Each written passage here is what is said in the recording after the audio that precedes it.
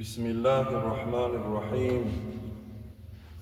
الحمد لله ونصلي على رسول كريم. اما بعد، ابتدا کردم به نام ذات پاک کبریا، پادشاه هر دو عالم، قاضی روز جزا. ابتدا کردم به بسم الله الرحمن الرحیم، مهربان عاصیان با رحمتش یوم الجزا. بعد حمد حق درود بر رسول مصطفی، پیشوای انس و جن و منبع اهل صفا. جان فدای نام پاکت ای رسول محترم، بعد از آن بر اهل و بیت و چار یاری با صفا. السلام علیکم و رحمت الله و برکاته. حضار محترم، برادران عزیز، مهمانان خانه خدا، نمازگزاران نماز جمعه، که الحمدلله شما که از دور و نزدیک، از اطراف و اکناف به خاطر اجرای وظیفه خود، یعنی ادا نمودن فرض الهی نماز جمعه، کار و بار دنیوی خود را پشت سر کرده شتاب کنان به سوی خانه خدا آمدید. اولا بنده تضرعانه و عاجزانه دعاگو است به سوی الله که الله مهربان این بندگانت را که این اقدام نیک را نمودند، اجر و پاداش بزرگ را در نامه های اعمال بندگان ثبت کند. الله مهربان هر مقصود و حاجاتی که در زندگی دارند برآورده خیر بگردان، خصوصا گذشتگان بندگان که الحال از بندگان طلب دعا و فاتحه دارند، رحمت و مغفرت و شایسته جنت بگردان. الله مهربان بندگانت غریب هستند، مسافر هستند، در این غربت، در این مسافرت از آفتهای آسمانی و زمینی در حفظ و پناه خود نگاه دار. و مقصود از این غربت و مسافرت انفاق پدر و مادر و اهل آیله است. الله مهربان بر این موفق بگردان و بعد از بازگشت با دست پر، با سری بلند به نزد پدر و مادر و اهل آیلهشون برسانند. الله مهربان دوستی و محبت را بین مردم مسلمان فراهم بگردان، که نه و قدرت و بدبینی را الله مهربان از بین مردم مسلمان دور بگردان. ربنا افتح بیننا و بین قومنا بالحق و انت خیر الفاتحین برحمتک یا ارحم الراحمین. برادران عزیز، با استعانت خداوند متعال آغاز میکنیم موضوع امروزه را. موضوع امروزه ما به همه شما معلوم است که حدیث مبارک پیغمبر خدا صلی الله علیه و سلم مدت 11 جمعه شد، 11 جمعه شد که الحمدلله با شما گفتگو داریم که میخواهیم امروز با این حدیث مبارک پیغمبر خدا صلی الله علیه و سلم به اتمام برسانیم و دعاگو باشیم که الله مهربان از این حدیث هر کدام ما و شما را بهره‌مند گردانده باشد. خیلی که به همه شما معلوم است راوی حدیث حضرت معاذ ابن جبل رضی الله عنه بودند، بهترین صحابه پیغمبر خدا صلی الله علیه و سلم، که حضرت چنین فرمودند که من از پیغمبر خدا صلی الله علیه و سلم از همین آیت متبرکه سوره مبارکه نبه، این آیت مبارکه یوم ینفخ فی الصور فتأتون افواجا، گفتم ای رسول خدا از این آیت من خبر بده.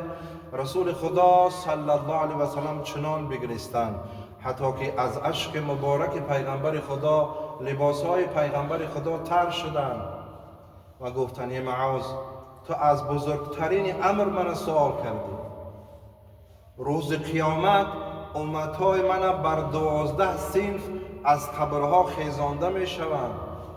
روز قیامت امتهای من را از قبر بر 12 صنف حشر کرده می شوند. یکم از همون 12 صنف یکمش وقتی از قبر خیزانده می شوند نه دست دارند نه پا. اینها چه گناه کردند؟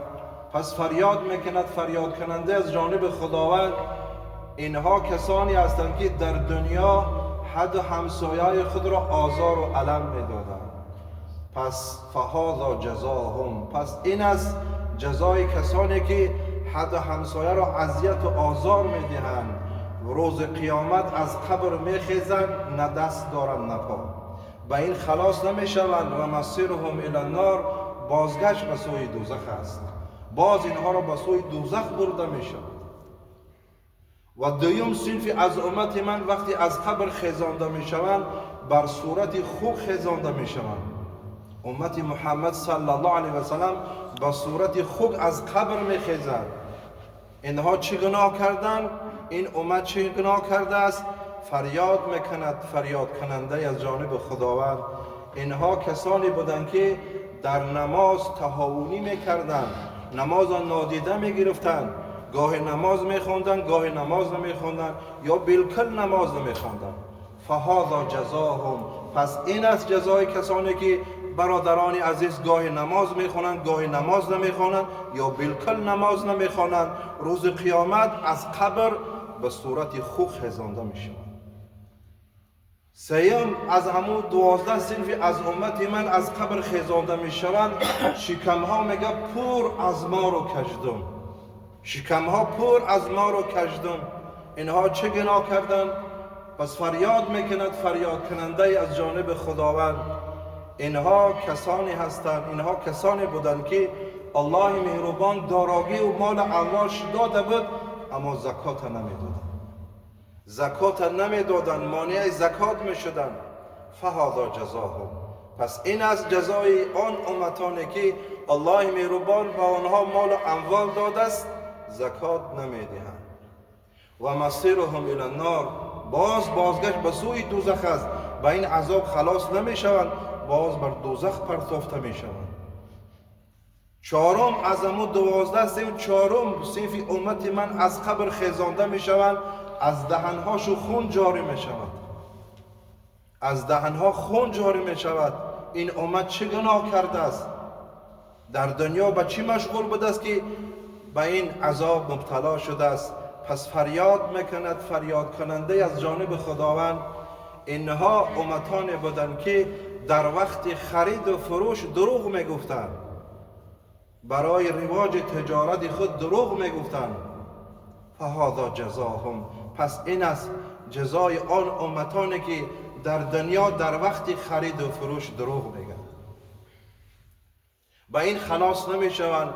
و مصیرهم الی النار، و بازگشت به سوی دوزخ است، باز در دوزخ پرتافته میشوند. و پنجم از همون 12 صنف رسول خدا میگه از امت من از قبر خیزانده میشوند. جسدها میگه پاره پاره شده، در محشرگاه جسدها پاره پاره، سر به یک طرف، پا به یک طرف، دست به یک طرف، و بوی غلیظ جسدها تمام مردم محشرگاه را فرا میگیرد. اینها چه گناه کردند؟ پس ندا میکند، ندا کننده از جانب خداوند. اینها کسانی بودند، اینها امتانی بودند که در دنیا گناه پنهانی میکردند، گناه پنهانی میکردند، از ترس مردم، از شرم و ایذای مردم گناه پنهانی میکردند و از خداوند نمیترسیدند. که الله مهربان میفرمود که و هو معکم اینما کنتم، ای بندگان من که خداوند شما هستم، در هر کجایی که شما باشید من در اوجا هستم. او خداوند با همراه شما است در کجایی که شما باشید، در کدام حالتی که باشد او خداوند همراه شما است. الله میفرماید پس هذا جزاهم، پس این از جزای کسانی که گناه پنهانی انجام میدهند. خداوند به همه گناه آشکار و پنهان چی است؟ دانا است. با این خلاص نمی شود امت. و مصیرهم الی النار، بازگشت به سوی دوزخ است. و ششم از همون 12 صنف، ششم امت من میگه ششم صنف وقتی از قبر خیزانده میشوند، حلقها بریده شدند، حلق بریده شده است، پسای گردن بریده شده است.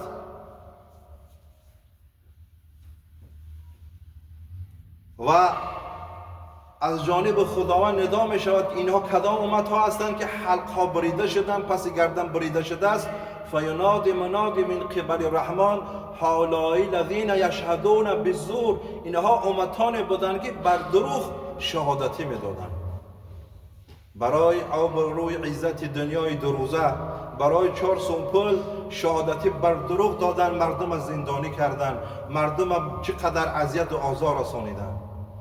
با این خلاص نمیشوند. هذا جزاهم، الله میگه جزاشون نمی است، جزای مردمی که شهادتی بر دروغ میتن، با این خلاص نمیشوند. و مصیرهم الی النار، بازگشت به سوی دوزخ است. هفتم از امو 12 سیم، هفتم صفی از امت من میگه از قبر خیزانده میشود، دهنهاشو زبان ندارد، زبان ندارند، از دهنهاشو میگه چرک زرداب و خون جاری میشود. اینها چه گناه کردن؟ پس فریاد می شود از جانب خداوند، اینها امتانی بودند که شهادتی را می پوشانیدند، در همون کار و کردار شاهد بدن، شهادتی را می پوشانیدند. شهادتی را چکار می کردن؟ می پوشانیدند. اگر شهادتی می داد و انسان به یک آزار و علم گرفتار نمی شد. بیل گفت که همون بنده در عذاب و گرفتار شود، شهادتی داد، شهادت پنهان کرد. الله میگه فهذا جزاهم، پس این جزای آن امتانی هست که شهادتی را پنهان میکن، شهادتی نمیدن. و مصیرهم الی النار، با بازگشت به سوی دوزخ است، خلاص نمیشود، باز در دوزخ پرتافته میشود. هشتم گروهی از امت من میگه از قبر که خیزانده میشود، میگه سرها خم در مابین پاها، سرها خم در مابین پاها، پاها در بالای سر، یک صورت دهشت، سر در مابین پا، پا در بالای سر. اینها چه گناه کردن؟ امت محمد صلی الله علیه وسلم. فیناد مناد من قبل الرحمن، از جانب خدا ندا می شود که اینها کسانی بودند که یزنون، زنا میکردند، زنا میکردند. فهذا جزاهم، پس این از جزاشو. حتی از این عملی و ماتوا ولم یتوبوا، حتی از این عملی زش توبه نکردند.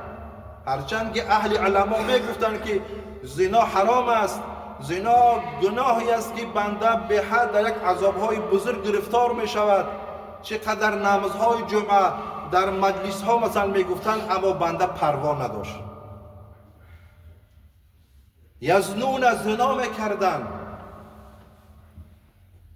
که چقدر اهل علما حدیث های پیغمبر خدا را به این درجه میگفتند که اسنان لا یجتمعان فی العمر، دو چیز هیچگاه در انسان جمع نمی شود. ای امت، دو چیز هیچگاه در انسان جمع نمی شود. الغنا و الزنا، بایگری و زناکاری هیچ وقت به همدیگر جمع نمی شود.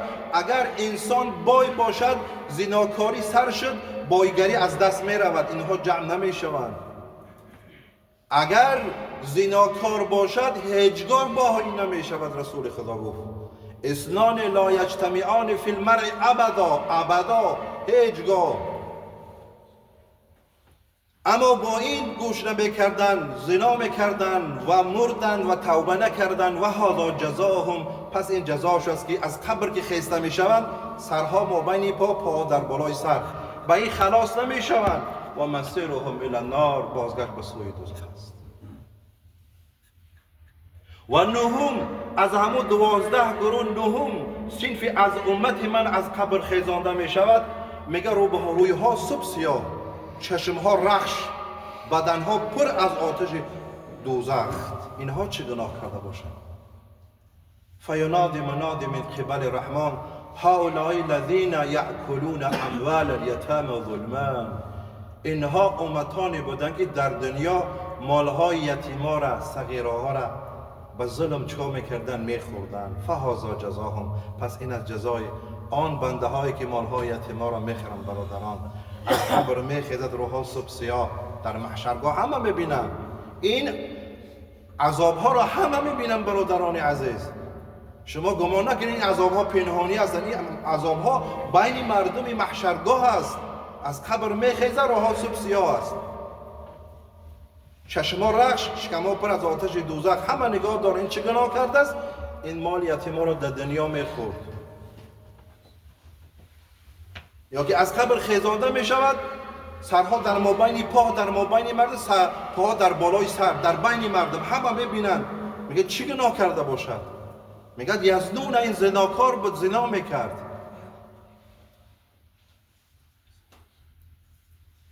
دهم از همون 12 سیف، دهم سیف از امت من از قبر خیزانده میشوند. جسدها میگه پر از کسلی، جزام و برس. جزام کسلی است که تمام اعضای بنده آبیله، آب میبراره، خشک نمیشه. هرچند دارو میکنه خشک نمیشه. برسش کسلی سفیدی به مانند مردم پیس میگن بعضی ها. همین کسل وجود چه گرفتگی پرشدگی است. این چه گناه کرده از امت؟ از جانب خدا ندا می شود که این امتی است که در دنیا پدر و مادر را آزار میداد، پدر و مادر احترام نمیکرد. فهذا جزاهم، پس این جزای کسانی است که پدر و مادر نیکویی نمینه، احترام نمیکنه. و مسیرهم من النار، به این خلاص نمی شود. بازگشت با بسوی چی است؟ بازگشت به سوی دوزخ است. 11ام صنف از همون 12 صنف، 11ام صنف رسول خدا صلی الله علیه و سلم میگه که از قبر خیزانده می شود، لبهاشو میگه به سر سینه میرسد، نعوذ بالله. زبانهاشو میگه بر سر زانه های قفسی، پاها و به سر سینه ها میگه میرسد. لبها به سر سینه، زبانها به شکم و به زانو میگه میرسد. یک دهشت، صورتی دهشت. دندانهاشو میگه به مانند شاخی بقه. به این صورت میگه از قبر خیزانده میشوند. همه نگاه دارن که اینها چه گناه کردن که لبهاشو کشال به سر سینه ها میرسد، زنبانها به شکم و به پایهاشو میرسد، دندانهاشو رنگ شاخی بقه. فینادی منادی من قبل رحمان، از جانب خدا ندا میشد که هؤلاء الذین یشربون الخمر، اینها کسانی بودن که به عرق رفتاری داشتن، عرق خور بودن، عرق خور بودن، عرق فروش بودن. فهذا جزاهم، پس این است جزای کسانی که چیکار بکنن؟ عرق می نوشند، به عرق رفتاری دارند، به این خلاص نمیشوند. برای دنیای چی؟ دنیای دو روزه. دنیای دو روزه گفتم بفهم، اکه عبدالمجید گیجا شد، یک مردی گفته چی در سر دسترخوان گلی هر کدمی ما و شما بود به سخنهای مثلا چیش گیجا شد، هر یک کدم عبرت بگیره. اکه عبدالمجید گیجا شد، هیچ کس به چی نمی آید. در اقدم همین خیل آدمی مثلا وخش، همین خیل آدمی مثلا اگر باور کنیم دین چندین انسان ها را مثلا به همین خرسندی مثلا خرسند کرده است. نیکی گجا شد، من کجا میشم؟ برای دنیای دو روزه خدا بگیرم در یک عذاب گرفتار کنم که در بین محشرگاه میخیزی، لبها کشال، زبانها به سر سینه، بر سر قوسی، پاها کشال، همه نگاه میگیرن، دندانها با مانند شاخ بقه. به این خلاص نمیشود، بنده باز به دوزخ پرتافته میشود. نجات این گناه هایی که رسول خدا صلی الله علیه و سلم، برادران عزیز، از این گناه هایی که به همه ما معلوم شد که آزار دادن همسایه، نماز نخواندن، زکات ندادن، در وقت خرید فروش دروغ گفتن، گناه پنهانی کردن، شهادت بر دروغ دادن، شهادت پنهان کردن، زنا کردن، مالهای یتیما را خوردن، آزار پدر و مادر دادن و به این کسلی بزرگ که تمام اعضاها گرفتار می شود، پدر و مادر آزار دادن و عرق نوشیدن، به عرق رفتاری کردن. نجات اینها برادران عزیز چی است؟ توبه است. الحال بنده هر کدام ما باشیم، هر کدام ما و شما باشیم، اگر مبتلا این گناه ها باشیم، باید چیکار کنیم؟ باید توبه کنیم، با سوی خدا باز بگردیم که حالا برای هر کدام ما چی است؟ فرصت است. فرصتی است. حال الله جان من خدا قبض نکرده است. توبه دو نمود میشه، فراموش نکنیم. توبه دو نمود میشه. اگر توبه گناهی که بین بنده و بین خدا باشد، گناهی بین بنده و بین خدا، گناهی که مثلا بین بنده و خدا باشه، بنده یک از نافهمی نماز نخواند، یا که مقصد زکات نداد، یا دیگر از این که مقصد مالهای یتیما، مالهای حقی بنده است، عرق نوشید، میتونه که به سوی خدا باز بگردد، به سوی خدا از این عملها الحال بیستد، الحال که شنید دیگر به این عملها نیاید، تا روزی مردش نیاید، نجات همی است. این توبه یکم. توبه دیوم، اگر گناهی که بین بنده و بنده باشد، گناهی بین بنده و بنده باشد، به توبه ساکت نمیشه، خلاص نمیشه.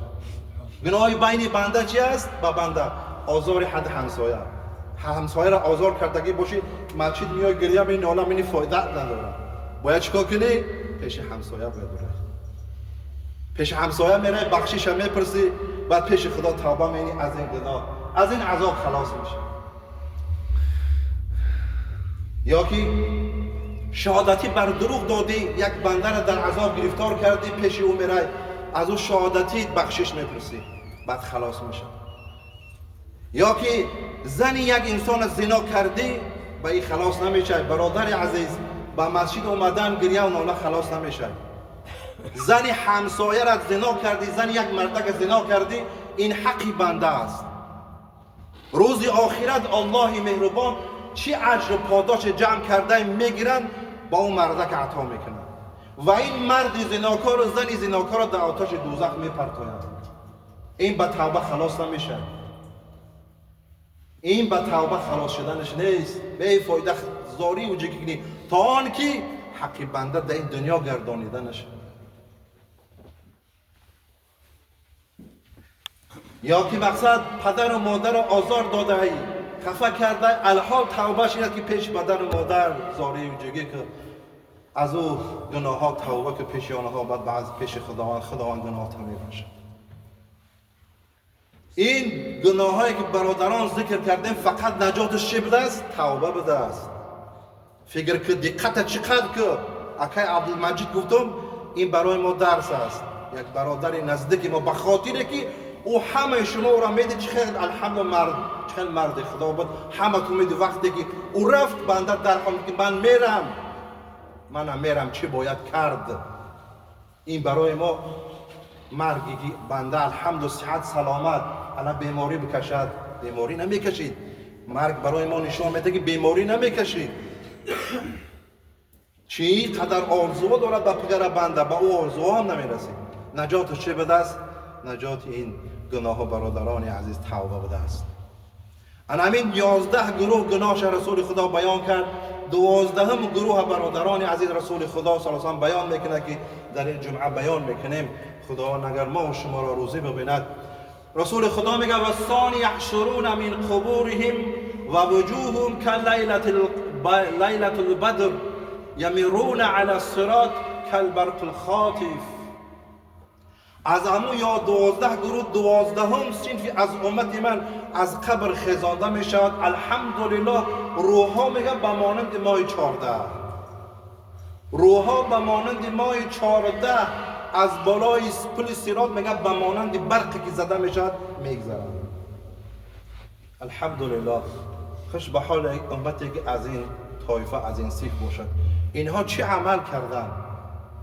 اینها چه عمل کردن که به این مکافات نائل گشتن؟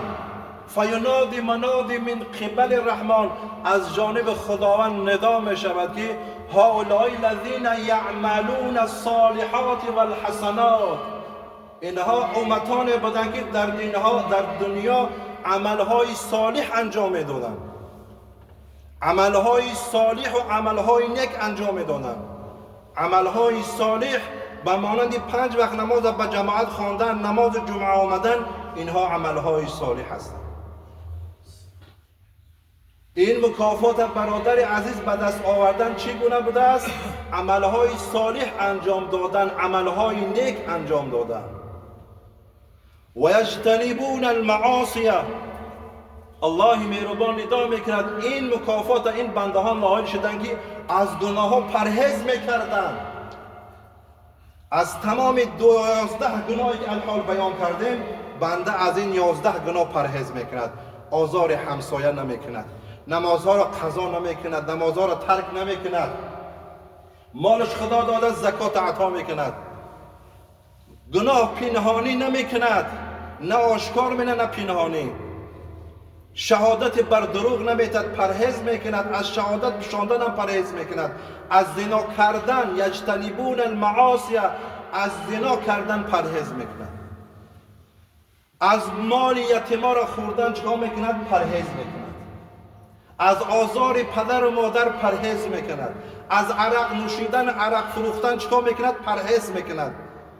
انا این از برادران عزیز فیناد المناد من قبل الرحمن هؤلاء الذين يعملون الصالحات والحسنات ويجتنبون المعاصي، از گناه ها پرهیز میکنند و یحافظون علی الصلوات الخمس، 5 وقت نماز الله مهربان میگه در وقتش ادا میکنند. 5 وقت نماز عملهای صالح نیک انجام میتن، از گناه ها پرهیز میکنن و 5 وقت نماز الحمدلله چکار میکنن؟ 5 وقت نماز در سری وقت میخونن. به مانند من خودت دیگه یه روز نماز میخونیم یه روز نماز نمیخونیم، فقط روز جمعه نماز میخونیم، اینطوری نه، به این نائل نمیشه. ما اینجا به این کاری که ما و شما کرده ایستیم این مکافات ما نائل نمیشه. این مکافات نائل شدن به شرطا داشته است.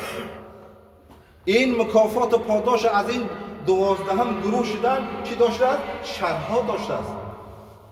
شرط یکم انجام دادن عملهای صالح نیک. شرط دوم از گناه ها چی؟ پرهیز کردن. شرط سوم 5 وقت نماز در وقتش خواندن. کو یک نگاه که به خودمون هر کدوم نگاه کنیم، الحال یک نگاه کنیم هر کدوم. این برای نشان دادن نیست که من میدونم من شما را گفته ایستادم. نگاه که در نفسمون هر کدوم 5 دقیقه بیستیم نگاه کنیم که آیا این عملها در ما هست یا نیست. عملهای صالح داریم، عملهای نیک داریم، از گناه ها پرهیز میکنیم یا نمیکنیم، 5 وقت نماز میخوانیم یا نمیخوانیم.